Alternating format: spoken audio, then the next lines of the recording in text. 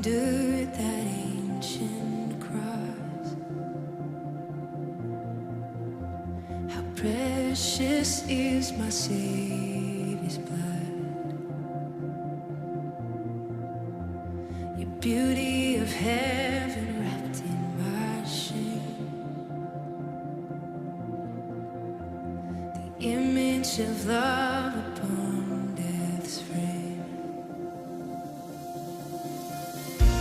If having my heart was worth the pain, what joy could you see beyond the grave? If love found my soul worth dying for, how wonderful, how glorious, my Savior's scars, victorious, my chains are gone, my debt is paid, from death to life, and grace to grace.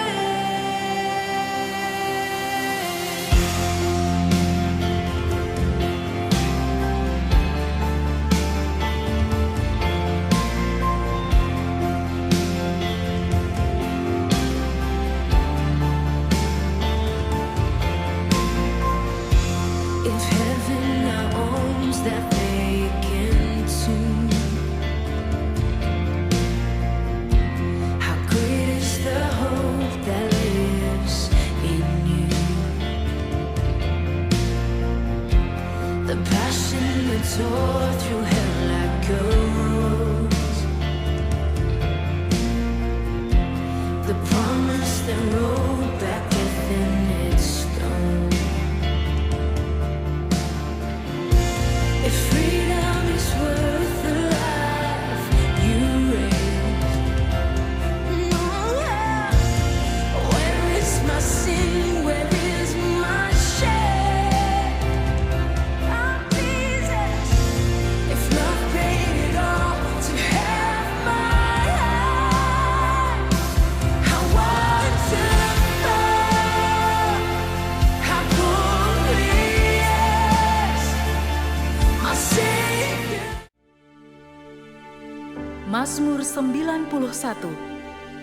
Orang yang duduk dalam lindungan yang maha tinggi dan bermalam dalam naungan yang maha kuasa akan berkata kepada Tuhan, tempat perlindunganku dan kubu pertahananku, Allahku yang kupercayai. Sungguh, dialah yang akan melepaskan engkau dari jerat penangkap burung, dari penyakit sampar yang busuk. Dengan kepaknya ia akan menudungi engkau, di bawah sayapnya engkau akan berlindung. Kesetiaannya ialah perisai dan pagar tembok. Engkau tak usah takut terhadap kedahsyatan malam, terhadap panah yang terbang di waktu siang, terhadap penyakit sampar yang berjalan di dalam gelap, terhadap penyakit menular yang mengamuk di waktu petang. Walau 1.000 orang rebah di sisimu, dan 10.000 di sebelah kananmu, tetapi itu tidak akan menimpamu.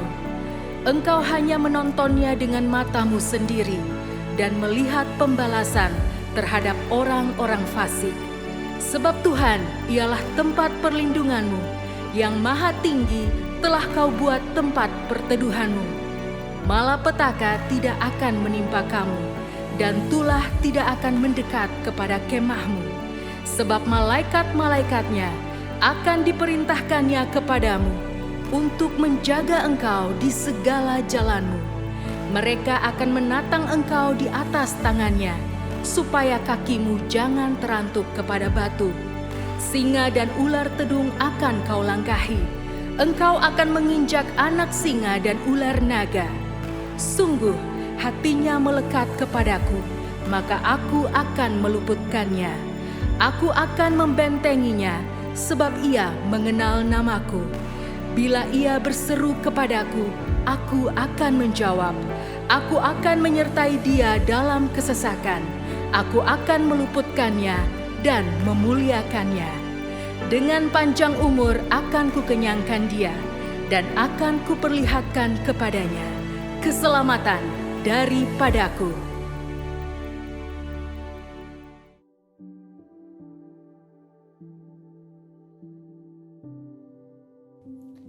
Shalom semua, ada pertanyaan, apakah kita menyembah satu Allah atau tiga Allah? Berapa banyak kita di sini yang masih bingung bahkan mempertanyakan doktrin Allah Tritunggal? Apakah kita setuju atau tidak setuju? Saudara, ajaran Tritunggal adalah ajaran yang alkitabiah. Ayat-ayat dalam Alkitab secara jelas menunjukkan konsep ini sekalipun tidak menggunakan kata Tritunggal.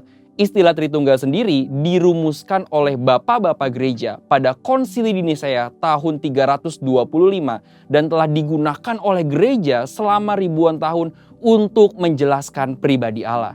Namun yang perlu dicatat adalah kita tidak bisa memahami Allah dengan sempurna. Kita hanya dapat memahami Allah sejauh mana Ia menyatakan dirinya kepada kita. Dan konsep Tritunggal yang telah dirumuskan ini adalah kompilasi konsep pernyataan diri Allah yang tercatat dalam teks Alkitab. Lalu sekarang, yang sering menjadi pertanyaan, apakah orang Kristen menyembah satu Allah atau tiga Allah? Secara tegas, doktrin Kristen menjawab bahwa kita menganut monoteisme yang artinya hanya menyembah satu Allah. Orang Israel sendiri mendeklarasikan keesaan Allah ini sebagaimana ditulis dalam Ulangan 6 ayat 4. Dengarlah hai orang Israel, Tuhan itu Allah kita, Tuhan itu Esa. Kata Esa menunjukkan tunggal atau satu. Deklarasi ini kemudian dikonfirmasi oleh ayat-ayat dalam Perjanjian Baru. Namun di lain pihak, kata Elohim justru bersifat jamak. Perjanjian Baru juga menyebutkan bahwa ada tiga pribadi Allah, yaitu Bapa, Anak, dan Roh Kudus. Sebagai contoh adalah peristiwa ketika Yesus dibaptis. Dalam peristiwa tersebut terlihat ada pemisahan yang jelas, yaitu Yesus sebagai anak yang dibaptis, Bapa berbicara dari sorga, dan Roh Kudus turun seperti burung merpati ke atas Yesus. Tentu pemahaman kekristenan ini adalah suatu pemahaman yang unik dan sulit dicerna. Maka istilah Tritunggal menjadi jawaban dari permasalahan ini. Kita menyembah satu Allah, yaitu Bapa, Anak, dan Roh Kudus, ketiganya yang Esa. Pengertian Tritunggal sendiri berarti Allah itu Esa dan memiliki tiga pribadi yang sama kekal dan sederajat, sama dalam hakikat tetapi beda dalam pribadinya. Satu hakikat, tiga pribadi. Jadi Bapa adalah Allah, Anak adalah Allah, dan Roh Kudus adalah Allah. Tidak ada tiga Allah, melainkan satu Allah. Doktrin Tritunggal ini telah disepakati dan digunakan oleh seluruh aliran Kristen arus utama seperti Pentakosta, Protestan, Katolik, dan lain-lain. Sehingga dapat menjadi alat ukur apakah sebuah gereja menggunakan doktrin yang benar atau tidak. Adapun dalam sejarah pernah ada beberapa pemahaman yang salah terkait doktrin Tritunggal. GBI sendiri lewat pengakuan iman, pengajaran dasar, dan tata gereja GBI secara jelas menganut pemahaman Tritunggal, yaitu satu hakikat, tiga pribadi. Ketiga pribadi Allah dalam Allah Tritunggal sendiri juga memiliki peran yang spesifik. Misalnya, Bapa sebagai pencipta dan pemelihara, Anak sebagai pendamai dan penyelamat, Roh Kudus tinggal di dalam hati kita dan bekerja di hati kita. Lalu sekarang saudara, jika memahami Allah sesulit itu, bagaimana mungkin kita bisa menginjil agar orang-orang bisa bertobat dan menerima keselamatan? Bicara mengenai keselamatan adalah hanya dalam percaya kepada Yesus Kristus. Setelah seseorang percaya, bertobat, dan menerima Tuhan Yesus, barulah perjalanan mengenal dan memahami Allah Tritunggal dimulai. Maka dari itu, sambil terus memahami kekayaan dan kebesaran Allah Tritunggal, kita juga harus terus memberitakan Yesus Kristus kepada dunia. Karena keselamatan hanya ada di dalam Yesus Kristus. Saudara, untuk penjelasan lebih lengkap dari tim teologi kami, silakan buka link yang ada di atas atau scan QR Code yang tersedia. Tuhan Yesus memberkati.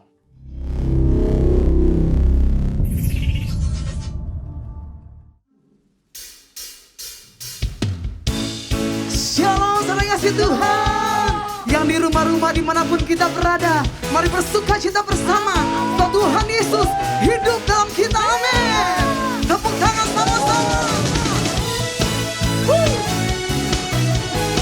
Engkau menjadikan kami umat pemenang, bahkan lebih dari pemenang. Haleluya.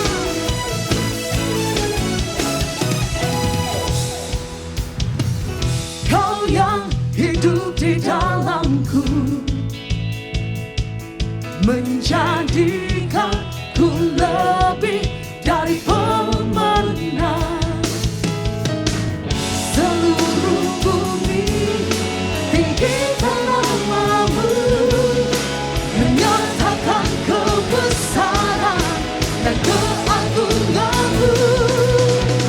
Yesus, Tuhanku pemenang, Raja segala raja. Kekuatanmu ajaib dan perkasa. Kaulah Tuhanku yang hebat, kuasa iblis dikalahkan, surga bumi bersorak.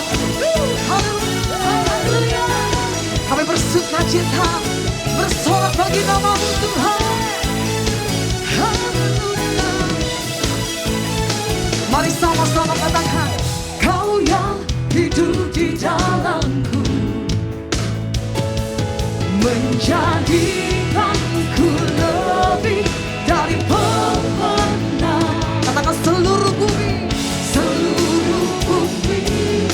tinggikan namamu, menyatakan kebesaran dan keagunganmu. Yesus, Tuhanku pemenang, Raja segala raja. Perbuatanmu ajaib dan perkasa. Kaulah Tuhanku yang hebat, kuasa iblis dikalahkan, surga bumi bersorak. Mari sorakan haleluya. Tepuk tangan sama-sama, come on.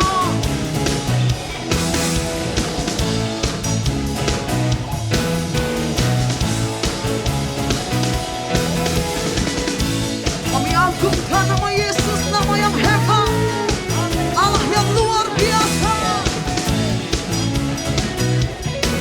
Kami tinggikan Kau. Angkat tangan katakan, seluruh bumi tinggikan namamu, menyatakan kebesaran dan keagunganmu. Yesus, Tuhanku pemenang, Raja segala raja. Perbuatanmu ajaib dan perkasa. Kaulah Tuhanku yang hebat, kuasa iblis dikalahkan. Mari lebih lagi katakan, Yesus, Tuhanku pemenang, Raja segala raja. Perbuatanmu ajaib dan perkasa. Kaulah Tuhanku yang hebat, kuasa iblis dikalahkan, surga bumi bersorak. Kuasa iblis dikalahkan, surga bumi bersorak. Haleluya.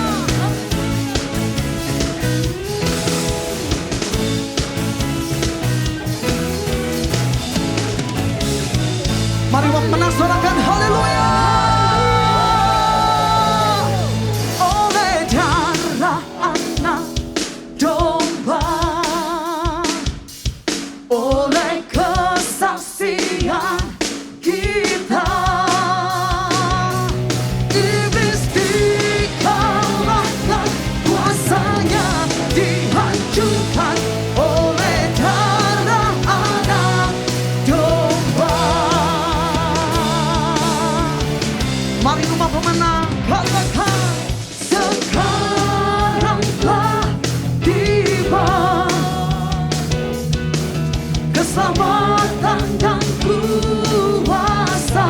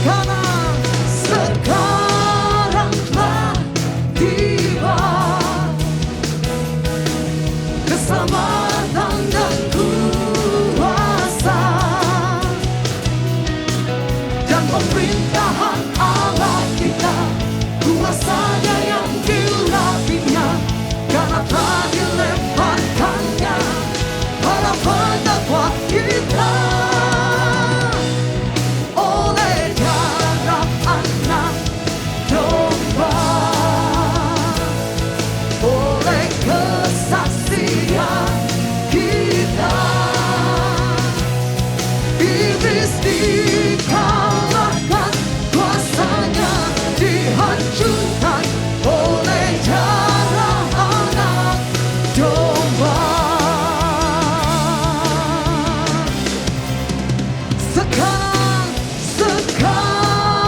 telah tiba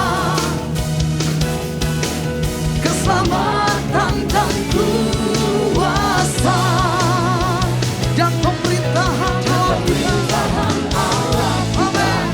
Kuasanya yang diurapinya karena tak dileparkannya para pendapat kita. Semuanya katakan oleh darahnya domba, oleh kesaksian kita,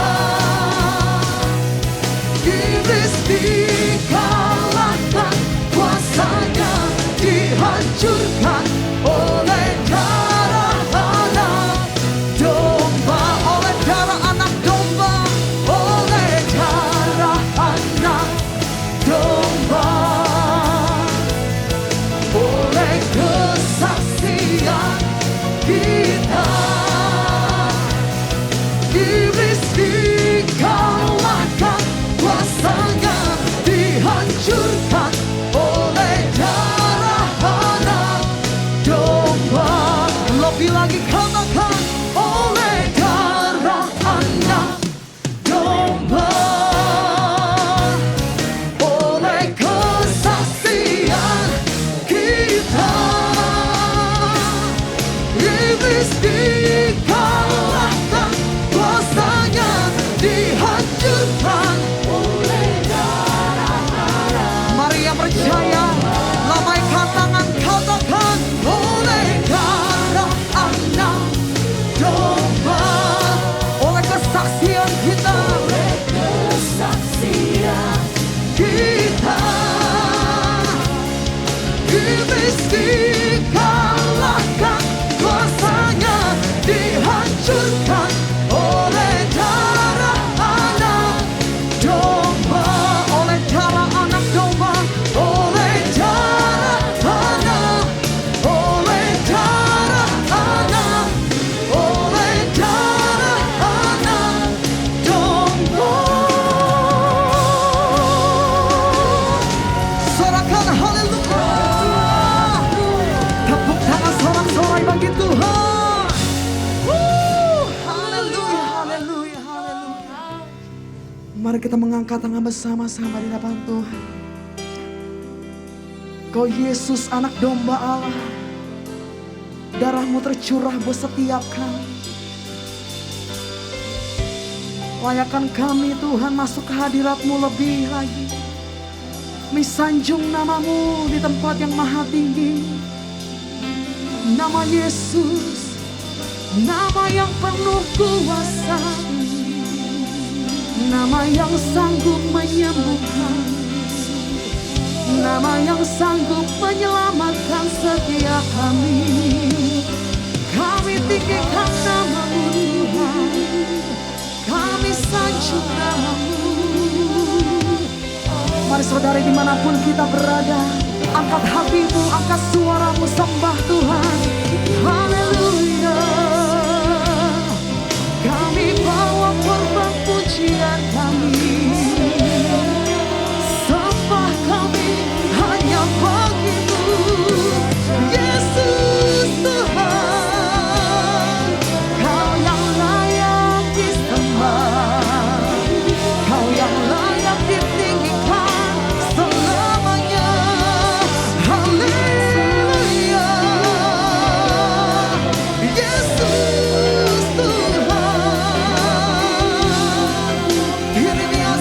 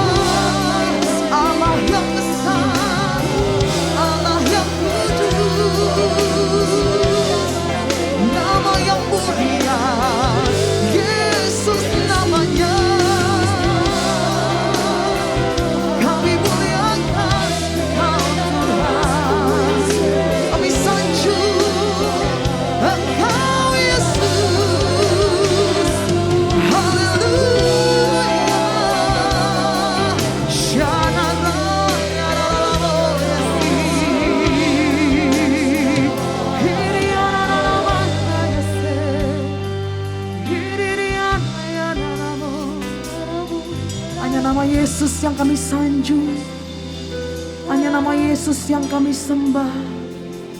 Haleluya. Ku sanjung Kau di tempat tinggi, sebab Engkau Imam besar agung. Ku sanjung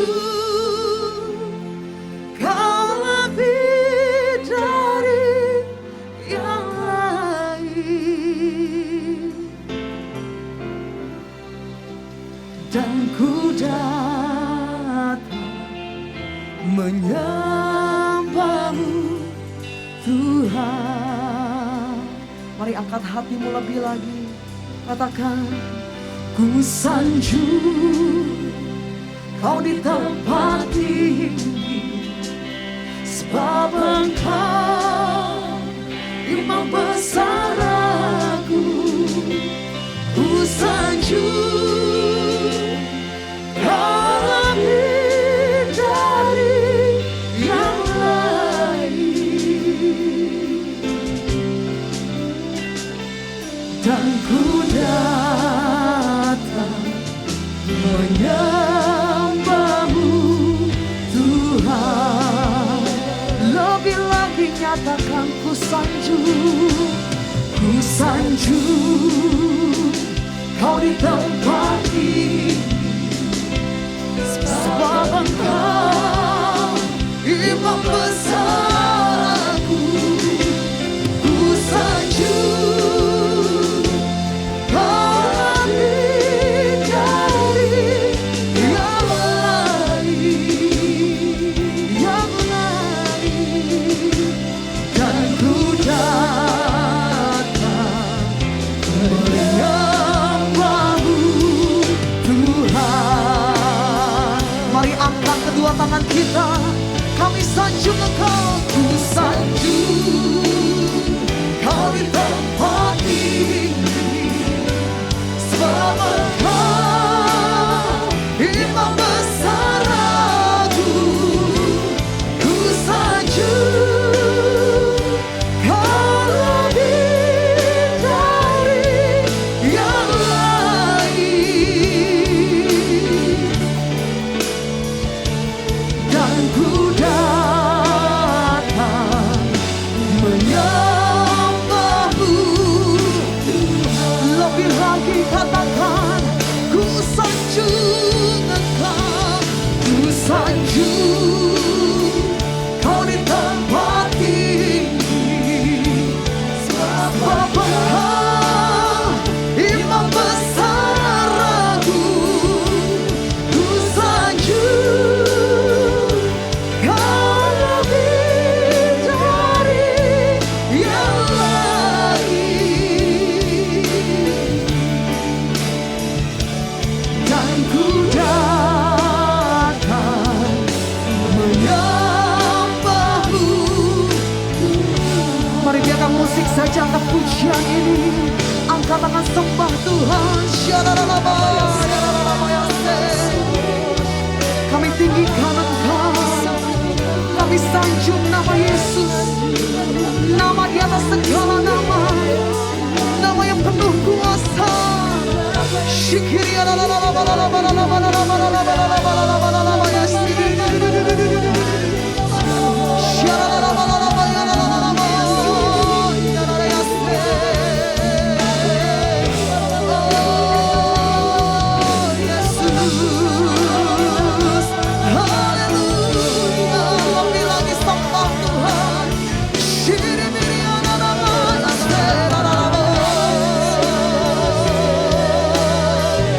Kemuliaan hadirat-Mu penuhi setiap kami, rumah demi rumah dimanapun kami berada.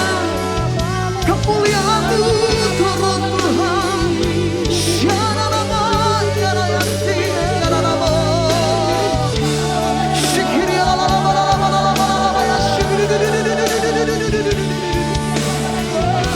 Kami sanjung nama Yesus, nama segala nama. Haleluya. Mari angkat tangan sama-sama lebih lagi, katakan, ku sanjung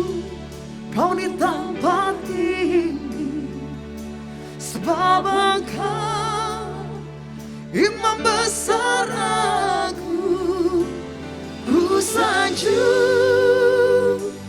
Kau lebih dari yang lain, dan ku datang menyembahmu Tuhan. Sekali lagi katakan, ku sanjung Engkau Tuhan, ku sanjung Kau di tempat tinggi, sebab Engkau imam besar aku, ku sanjung. Engkau lebih dari yang lain. Amin. Yes, hanya nama Yesus. Dan ku datang menyembahmu Tuhan. What a beautiful name it is.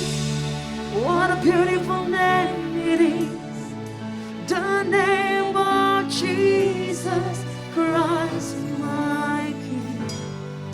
What a beautiful name it is. Nothing compares to this. What a beautiful name it is. The name of What a beautiful name. What a beautiful name it is. What a beautiful name it is. The name of Jesus Christ my King. What a beautiful name it is. Nothing compares to this. What a beautiful name it is. Come on, sing it out together. What a wonderful name. What a wonderful name it is. Yes. What a wonderful name it is. The name of Jesus Christ my King. What a wonderful name it is. Nothing can stand against. What a wonderful name it is. The name of You have no rival. You have no rival. You have no equal. Now and forever, God, you reign. Yours is the kingdom. Yours is the glory. Yours is the name above. You have no rival. You have no rival. You have no equal. Now and forever, God, you reign. Yours is the kingdom. Yours is the glory. Yours is the name above. Come on, sing it on. You have no rival. You have no rival. You have no equal. Now and forever, God, you reign. Yours is the kingdom. Yours is the kingdom. Yours is the glory. Amen. Yours is the name above. What a powerful name. What a powerful name it is. What a powerful name it is. The name of Jesus Christ my King.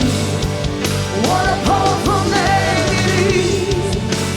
Nothing can stand against.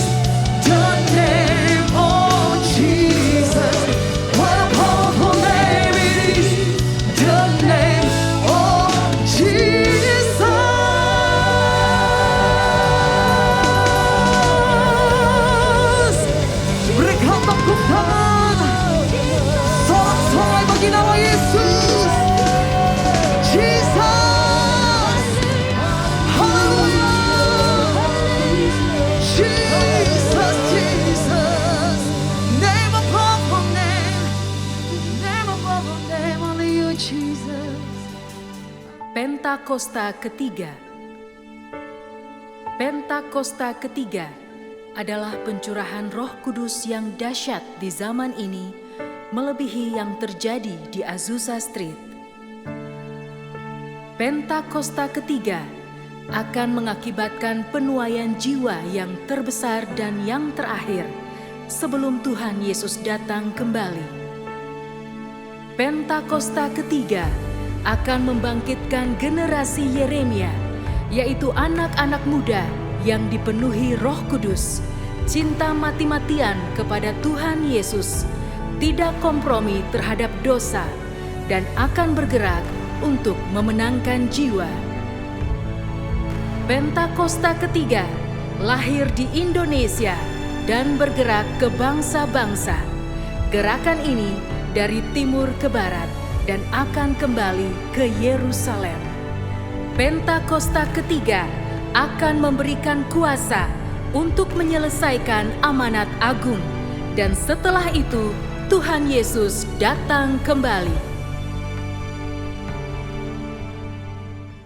Shalom Bapak Ibu semua, saya mengajak kita akan berdoa syafaat untuk kita sungguh-sungguh meminta Tuhan untuk berkarya, bekerja atas setiap kehidupan kita, bahkan gereja kita, bahkan seluruh negeri bangsa kita. Tuhan, kami berdoa buat seluruh jemaat-Mu Tuhan. Kami percaya Tuhan begitu mengasihi mereka. Kami yakin Tuhan pertolongan Tuhan tidak pernah terlambat untuk seluruh jemaat-Mu Tuhan. Kiranya yang sakit Engkau sembuhkan, yang lemah Engkau kuatkan ya Tuhan. Yang kekurangan Engkau sanggup melengkapi segala kebutuhan mereka Tuhan. Biarlah seluruh keluarga umat-Mu menikmati semua janji-Mu Tuhan. Sukacita, kebahagiaan, dan damai sejahtera. Kami juga berdoa bersama-sama sehati Tuhan untuk para pemimpin rohani kami, untuk Gembala Rayon 2 yang kami kasihi, Bapak Pendeta Dr. Insinyur Niko Nyotora Harjo bersama seluruh keluarga. Kiranya pengurapan Roh Kudus selalu menyertai kehidupan hamba-Mu, sehingga hamba-Mu terus mendapatkan visi dan misi daripada Tuhan, sehingga boleh membawa gereja-Mu Tuhan seperti apa yang Tuhan rencanakan untuk kemuliaan nama-Mu Tuhan. Kami juga berdoa untuk hamba-Mu, pelaksana harian Gembala Rayon 2 Tuhan, Bapak Pendeta Benny Gunawan dan seluruh keluarga, kiranya kasih karunia-Mu, kekuatan-Mu, hikmat-Mu, pengurapan-Mu menyertai keluarga hamba-Mu Tuhan. Kami serahkan dalam tangan-Mu juga seluruh 5 wakil Gembala Rayon 2. Kami percaya semua ada di dalam rencana-Mu, pengurapan Roh Kudus turun dan menyertai setiap hamba-hamba-Mu Tuhan, 5 wakil gembala ini, sehingga mereka boleh menjadi contoh dan menjadi berkat bagi semua yang kami ada di wadah ini Tuhan. Terima kasih, kami juga berdoa sehati untuk bangsa dan negara yang kami kasih, Indonesia Tuhan. Kami tahu Tuhan, Indonesia dalam hati-Mu, Indonesia dalam rencana-Mu Tuhan. Mata-Mu selalu tertuju atas negeri dan bangsa kami. Kami berdoa Bapa, biar waktu ini Tuhan Roh Kudus mencurahkan kasih anugerah-Nya atas bangsa dan rakyat Indonesia Tuhan. Kami berdoa untuk pemimpin negeri bangsa kami, untuk Bapak Presiden Jokowi Widodo dan Wakil Bapak Ma'ruf Amin, seluruh jajaran Menteri, MPR, DPR, TNI, Polri, bahkan sampai jabatan yang terendah di seluruh negeri bangsa ini Tuhan. Engkau yang selalu menuntun, selalu menyertai, memberikan hikmat ya Tuhan, sehingga mereka mampu bekerja sama untuk memajukan, melestarikan negeri bangsa kami, agar nama Tuhan dipermuliakan di negeri yang kami kasih, Indonesia Tuhan. Terima kasih Tuhan, kami mengucap syukur. Inilah doa yang kami naikkan, kami panjatkan di hadapan Tuhan. Dan kami berdoa Tuhan, untuk firman yang akan segera kami terima. Kami percaya pengurapan Roh Kudus turun atas hamba-Mu. Biarlah urapan itu Tuhan memampukan hamba-Mu untuk menyampaikan kebenaran firman itu. Dan firman itu membangun iman kami, memberikan nasihat, memberikan kekuatan bagi kami, bahkan memberikan jalan keluar ya Tuhan. Kami percaya Roh Kudus, kalau Engkau berkarya, akan terjadi sesuatu yang keajaiban, mujizat yang kami terima. Terima kasih Tuhan Yesus. Kami serahkan seluruhnya ke dalam tangan-Mu. Berkaryalah dan jadilah kehendak-Mu di bumi seperti di surga. Di dalam nama Tuhan Yesus Kristus kami berdoa dan kami mengucap syukur. Haleluya. Amin.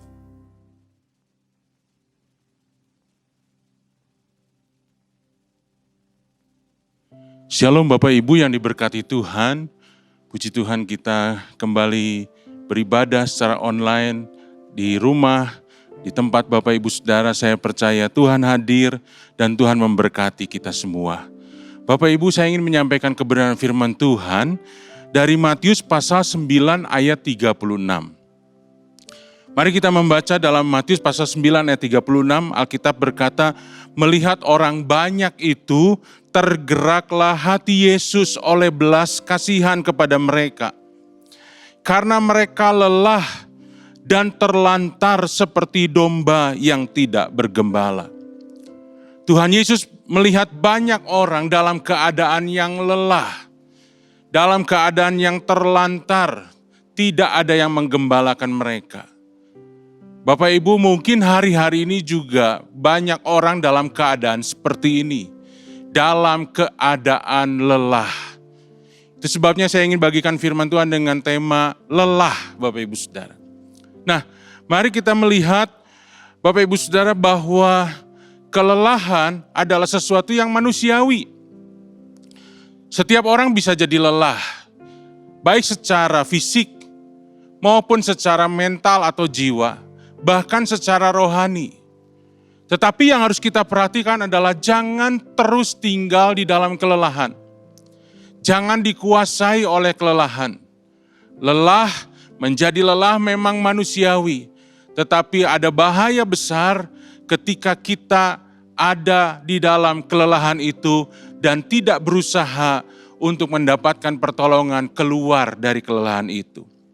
Kejadian pasal 25 ayat 29 sampai 34 mencatat sebuah peristiwa, dikatakan pada satu kali Yakub sedang memasak sesuatu.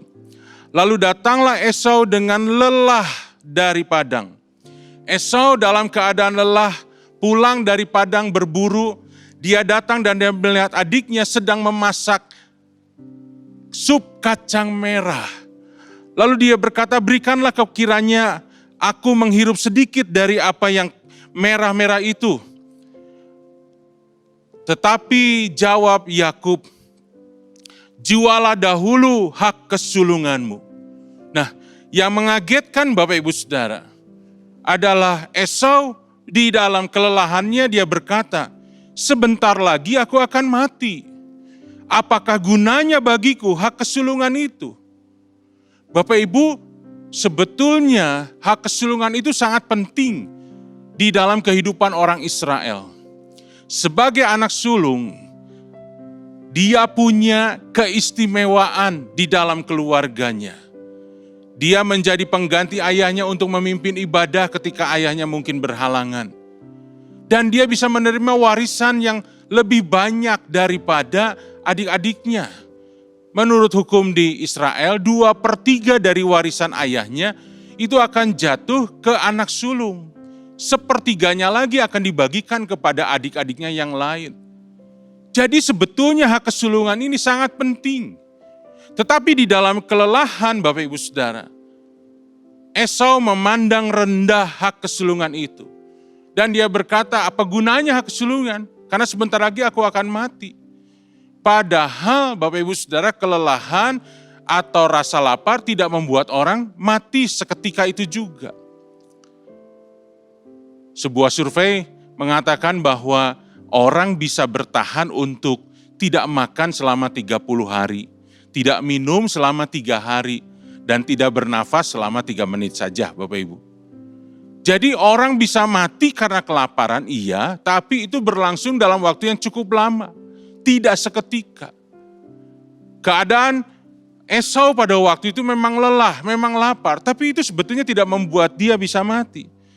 Nah, apa yang terjadi Bapak Ibu Saudara? Alkitab berkata, demikianlah Esau memandang ringan hak kesulungan itu. Kelelahan yang dialami oleh Esau membuat dia mengabaikan hal-hal yang penting di dalam kehidupannya. Membuat dia memandang ringan hak kesulungan itu. Bapak Ibu Saudara, bagaimana dengan kita? Sama juga kita bisa mengalami. Ketika kita diam atau tinggal dalam kelelahan, maka kita juga bisa mengabaikan hal yang penting.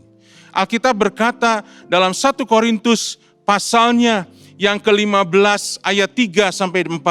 Sebab yang sangat penting telah kusampaikan kepadamu, yaitu apa yang telah kuterima sendiri.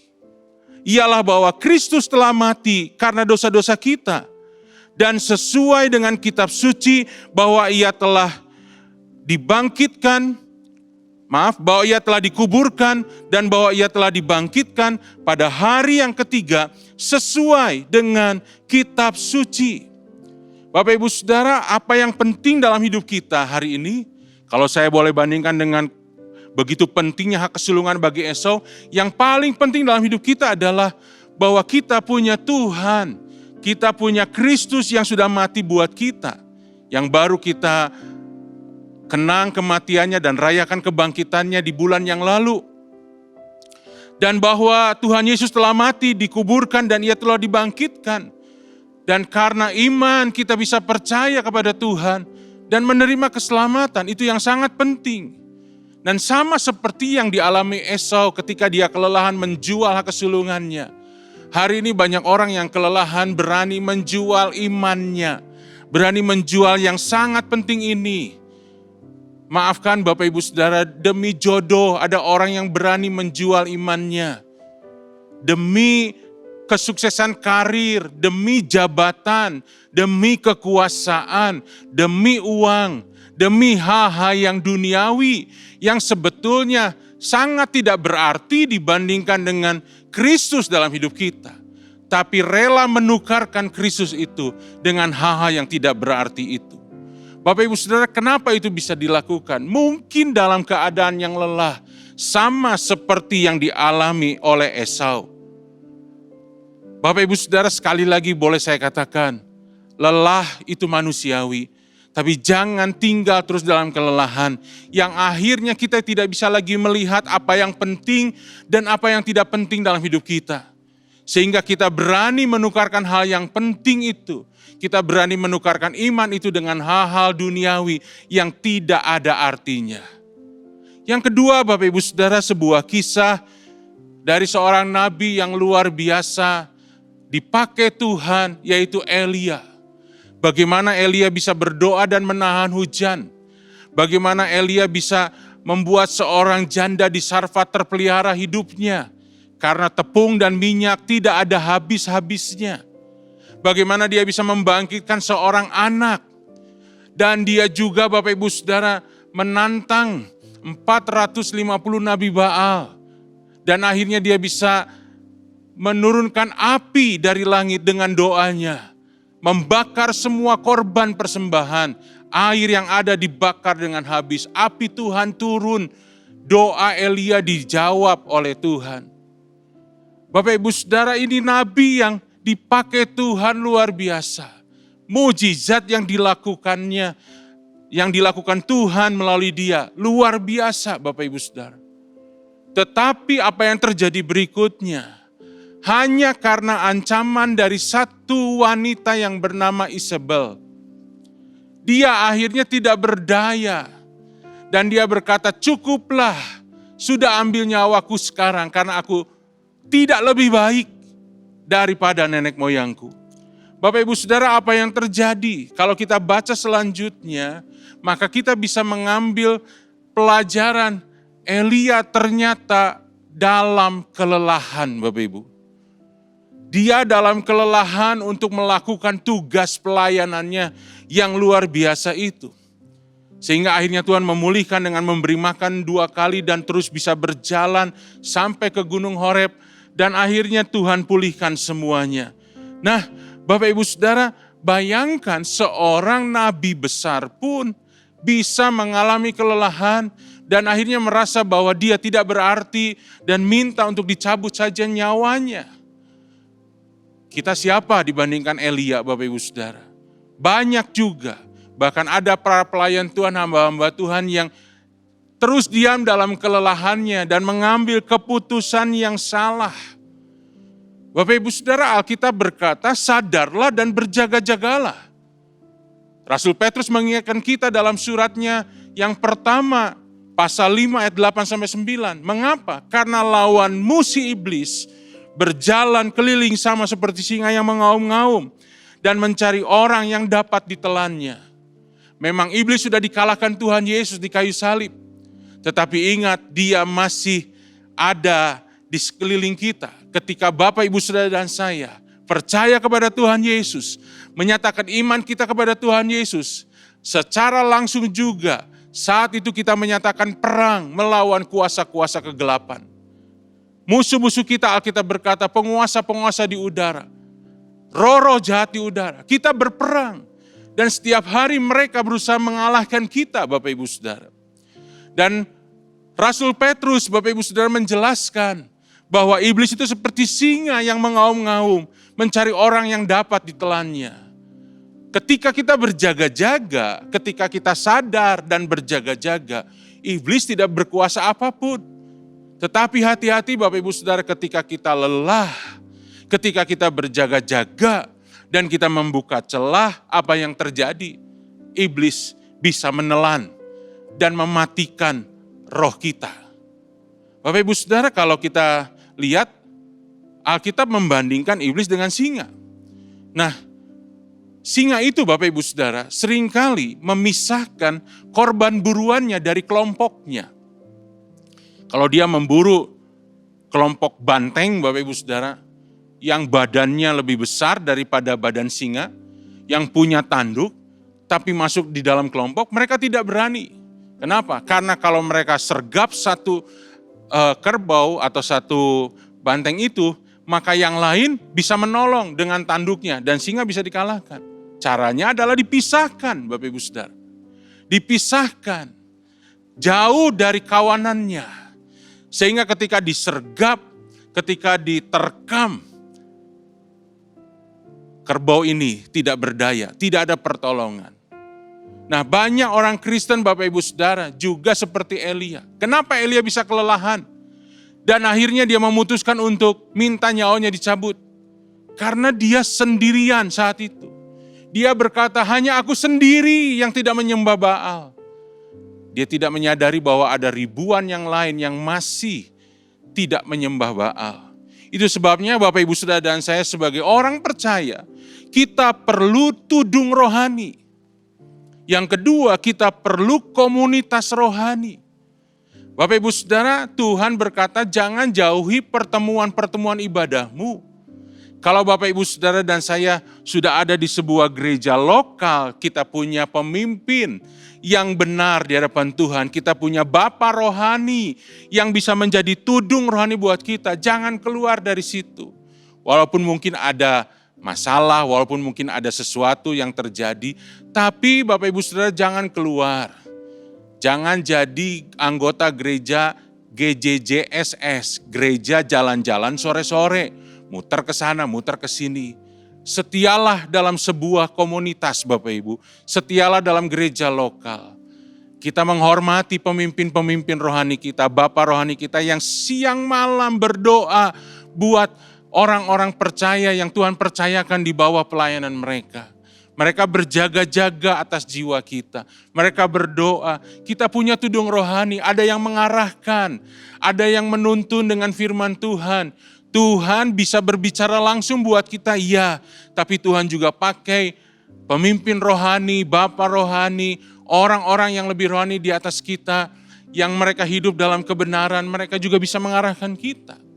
Dan jangan lupa juga kita butuh komunitas rohani. Alkitab berkata pergaulan yang buruk merusak kebiasaan yang baik. Jadi boleh saya katakan, kalau kita ingin mendapatkan kebiasaan yang baik, jagalah pergaulan kita pergaulan yang baik. Bapak, Ibu, Saudara, temukan komunitas rohani yang bisa membangun imanmu, yang bisa menolong engkau, yang bisa memperhatikan engkau, sehingga engkau bisa punya kekuatan ketika engkau lemah. Engkau ada yang mengingatkan ketika engkau melakukan kesalahan. Ya, jangan sendirian, jangan jadi orang Kristen lone ranger. Lone ranger itu sukses berhasil luar biasa, cuma ada di film, Bapak, Ibu, Saudara. Tapi dalam kenyataan hidup, orang yang sendirian mudah dikalahkan, mudah lelah, mudah merasa kecewa, dan akhirnya apa yang terjadi mengambil keputusan yang salah. Bapak Ibu Saudara, kalau kita masuk dalam sebuah komunitas rohani yang benar, kita ada di bawah tudung rohani yang benar, maka ketika kita punya masalah dalam keluarga, kita bisa sharing, kita bisa dapatkan nasihat, kita bisa dapatkan kekuatan. Kalau kita ada masalah di dalam hal yang lain, kita ada yang menolong kita, membantu kita, minimal mendoakan kita, Bapak Ibu Saudara. Jangan sendirian, sendirian membuat kita menjadi lelah dan akhirnya kita merasa bahwa kita tidak berdaya dan mengambil keputusan yang salah. Yang ketiga, sebuah kisah yang dialami oleh Ayub, Bapak Ibu. Di dalam masa pencobaannya yang begitu berat, di dalam masa-masa yang menekan luar biasa, dia berkata di dalam Ayub pasal 23 ayat 8-9. Sesungguhnya kalau aku berjalan ke timur, ia tidak ada di sana. Atau ke barat, tidak kudapati dia. Di utara aku cari dia, ia tidak tampak. Aku berpaling ke selatan, aku tidak melihat dia. Bapak Ibu Saudara, di dalam pergumulannya yang luar biasa itu, dia mencoba mencari Tuhan. Dia coba ke timur, dia coba ke barat, dia coba ke utara, dia coba ke selatan. Tapi dia, saya boleh katakan, merasa tidak menemukan Tuhan. Bukankah itu juga banyak yang kita alami di dalam masalah, di dalam pergumulan, kita berdoa rasanya Tuhan tidak ada. Kita berdoa rasanya Tuhan tidak menjawab. Rasanya Tuhan meninggalkan kita. Tapi saya boleh tekankan, itu rasanya Bapak Ibu. Itu perasaan kita. Ya, sama seperti yang dialami oleh Ayub. Ya, memang Bapak Ibu Saudara ada masalah yang membuat kita merasa sendirian. Bahkan Tuhan pun meninggalkan kita. Tapi Bapak Ibu Saudara, itu adalah sebuah perasaan karena kita lelah menghadapi masalah itu. Itu perasaan saja. Saya mau katakan hari ini firman Tuhan, ini bukan perasaan, ini kebenaran Bapak Ibu Saudara.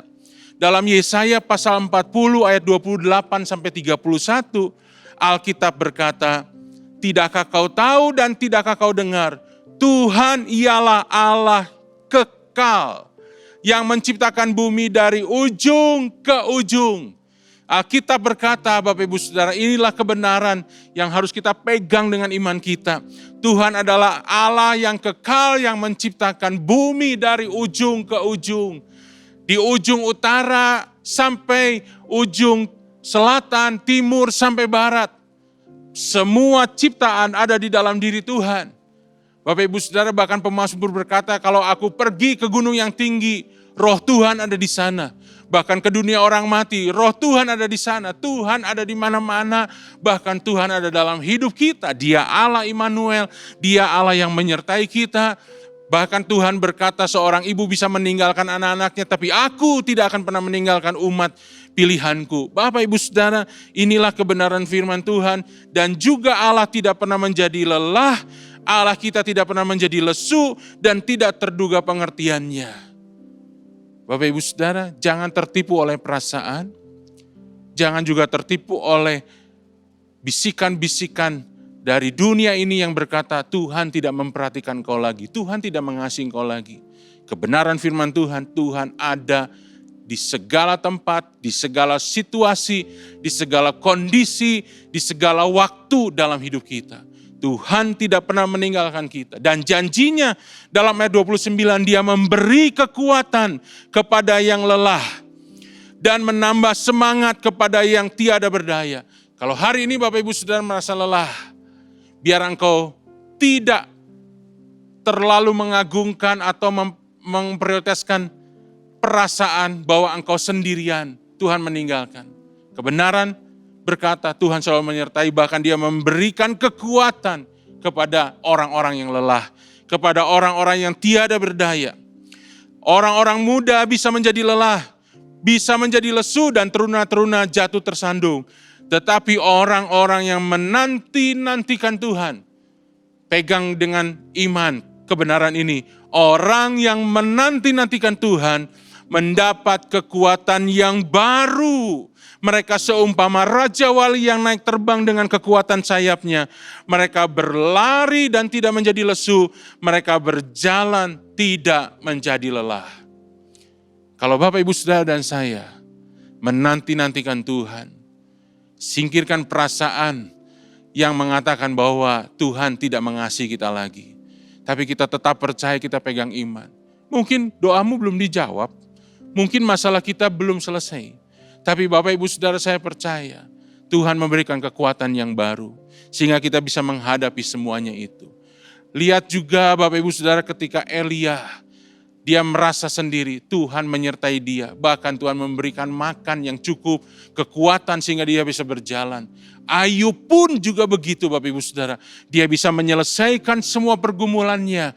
Dan di di pasal yang terakhir dari kitab Ayub, pasal 42. Ayub berkata, sekarang mataku sendiri memandang Engkau. Tuhan tidak pernah meninggalkan kita. Ayat yang terakhir Bapak Ibu Saudara sebagai kekuatan buat hidup kita. Matius 11 ayat 28, marilah kepadaku semua yang letih lesu dan berbeban berat. Aku akan memberikan kelegaan kepadamu. Tuhan Yesus memang berkata ini 2000 tahun yang lalu. Tapi janji ini masih berlaku sampai hari ini. Hari esok, bahkan selama sepanjang umur hidup kita. Tuhan berjanji dan dia akan menepatinya. Karena dia Allah yang setia. Siapa yang letih lesu, siapa yang berbeban berat, datang kepadaku. Aku akan memberikan kelegaan kepadamu. Aku akan memberikan kekuatan yang baru untuk kau bisa berdiri dan terus berjalan sampai mencapai kehendak Tuhan yang sempurna dalam hidup kita. Mari kita berdoa Bapak Ibu Saudara. Terima kasih Tuhan. Sebagai manusia kami seringkali merasa lelah, mengalami kelelahan. Tuhan Yesus tolong supaya kami boleh menyadari bahwa Tuhan tetap ada dalam hidup kami. Tuhan Yesus di dalam kelelahan kami tidak mengambil keputusan yang salah. Kami tidak merasa bahwa kami ditinggal sendirian. Kami Tuhan merasa bahwa kami tidak berdaya. Tapi di dalam kelelahan itu kami boleh menanti-nantikan Tuhan. Kami boleh menanti-nantikan Engkau ya Tuhan. Kami boleh datang kepadamu dan kami boleh mendapatkan kelegaan, kekuatan yang baru.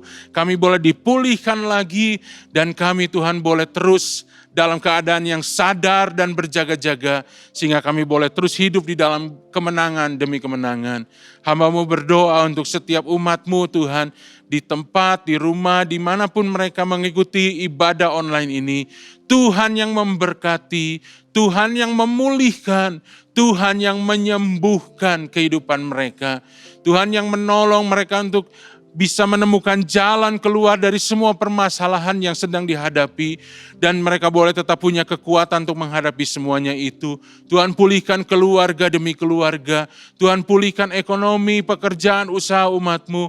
Tuhan yang menuntun umat-Mu untuk terus melihat tangan Tuhan yang kuat yang membawa mereka masuk di dalam kemenangan, kemenangan dan kemenangan di dalam kehidupan mereka. Terima kasih, kami bersyukur biarlah firman Tuhan boleh menjadi kekuatan buat kami semua, bahwa di dalam kelelahan kami boleh mendapati Engkau Allah yang akan memberikan kekuatan baru di dalam kehidupan kami. Terima kasih, di dalam nama Tuhan Yesus kami berdoa dan mengucap syukur. Haleluya.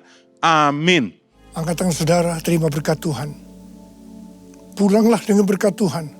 Kasih karunia yang berlimpah-limpah daripada Allah Bapa di dalam Anak yang tunggal Yesus Kristus. Persekutuan yang manis dengan Roh Kudus menyertai saudara sekalian mulai hari ini sampai terus datang menjemput kita di awan-awan dan bahkan sampai selama-lamanya. Yang percaya bersama-sama katakan amin.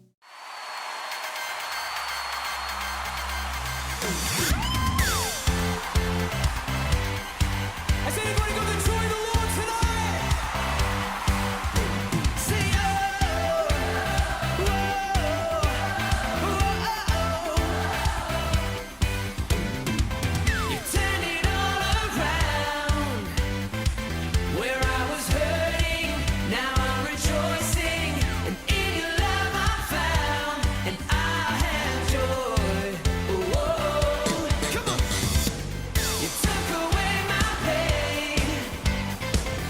tear my